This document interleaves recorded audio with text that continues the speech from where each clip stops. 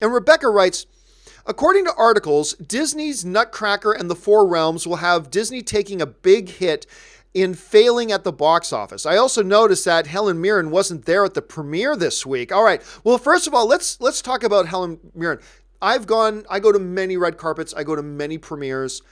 Often, there's at least one or two cast members, especially if it's a big cast. Often, there are one or two cast members that can't be there. Remember, these actors have schedules. And if they're working on another movie, that movie isn't going to hold up production for a day just so they can let one of their stars go off to a premiere of another movie, right? Sometimes they will, but sometimes they can't. That costs them money. They've got a job to do. So it is not unusual at all for one or two cast members from a particular movie to not be able to be there for a premiere. Now, if it's the star, like the lead actor of the movie, that would be unusual. But for one of the supporting characters, and Helen Mirren's one of the supporting characters in the film, it's not terribly unusual for them not to be at the premiere. I wouldn't even worry about that. Now, as far as the projections go, first of all, the reviews coming in for the film have not been great.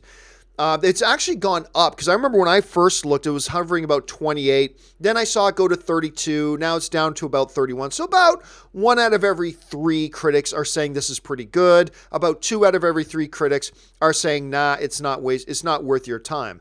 So obviously, as far as the box office success of Nutcracker goes, the critic ratings aren't going to help it. The reviews are not going to help it have legs. The reviews are not going to get people to rush out and see this movie on opening weekend, right? But the other reality is this. Nutcracker has never looked all that compelling.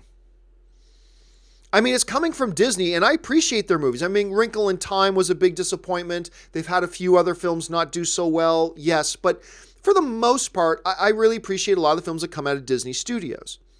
I really like the BFG, even though that one tanked. That BFG flopped. I thought it was delightful.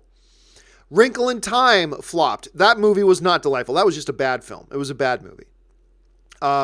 Then there was things like Finest Hours, which didn't do great at the box office, but I thought was pretty good. But they've got these things that happen from time to time.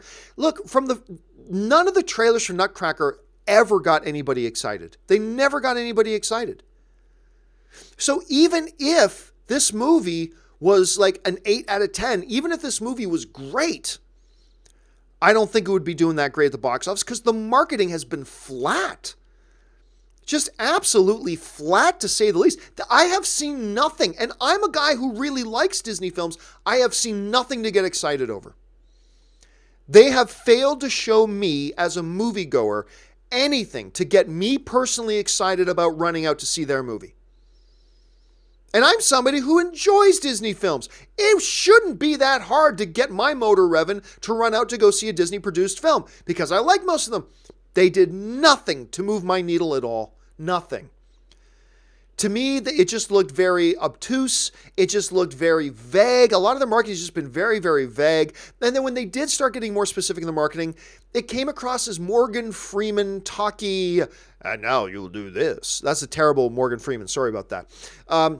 And I love all the people in the movie. You already mentioned Helen Mirren, Morgan Freeman. Like, I love a lot of people in the movie, but if you were to come to me and say, John, convince me to go see Nutcracker, I would just sit there for a minute and go, and then I go, I got nothing.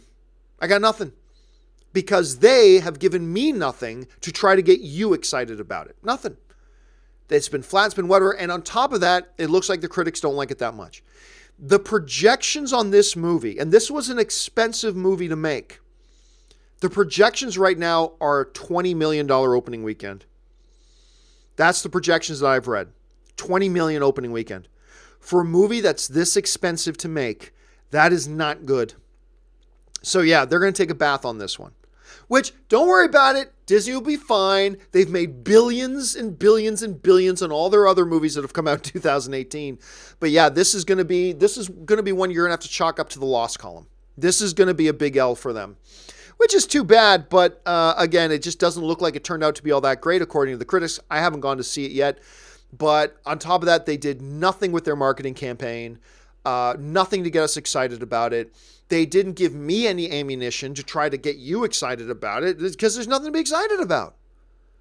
I don't know. Maybe you felt differently. Maybe you saw the trailers and you were excited beyond belief and you couldn't wait to see it. That is the beautiful thing about art. I'm just saying, for me, I didn't see it. So there you go on that.